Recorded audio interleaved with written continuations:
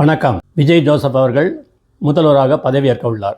இதற்கு முக்கிய காரணம் பெண்களும் இளைஞர்களும் தான். அவர்கள் தான் நிறைய ஓட்டு போட்டிருக்காங்க அவருக்கு. அவர் கொடுத்த வாக்குறுதிகளில் மிக முக்கியமாக இவர்கள் சம்பந்தப்பட்டதில் முதல் கையெழுத்திட வேண்டும்.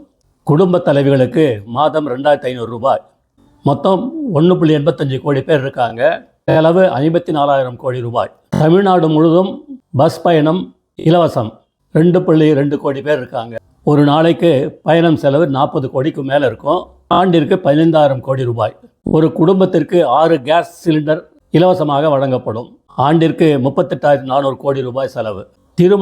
புதியதாக திருமணமாகும் பெண்களுக்கு 1 பவுன், அதாவது 1 சவரன் தங்கம் இலவசம். செலவு 10,000 கோடிக்கு மேலே போகிறது. மாணவிகளுக்கு ரூபாய் 15,000. 1.30 கோடி பள்ளி மாணவர்கள் இருக்காங்க. 25 லட்சம் காலேஜ் மாணவர்கள் இருக்காங்க. செலவு 22,500 கோடி ரூபாய். இளைஞர்களுக்கு ரூபாய் 4,000 கொடுக்கப்படும். இதற்கு செலவு 48,000 கோடி ரூபாய். செலவு பற்றி கவலைப்படாமல் முதல்ல இதுக்கெல்லாம் கையெழுத்து போட்டார்னா மாணவர்களும் பெண்களும் சந்தோஷப்படுவார்கள். விவசாய கடன் தள்ளுபடின்னு சொல்லியிருக்கீங்க. இதால் 3.47 லட்சம் கோடி ரூபாய் செலவாகும். ஜெய்ஹிந்த்.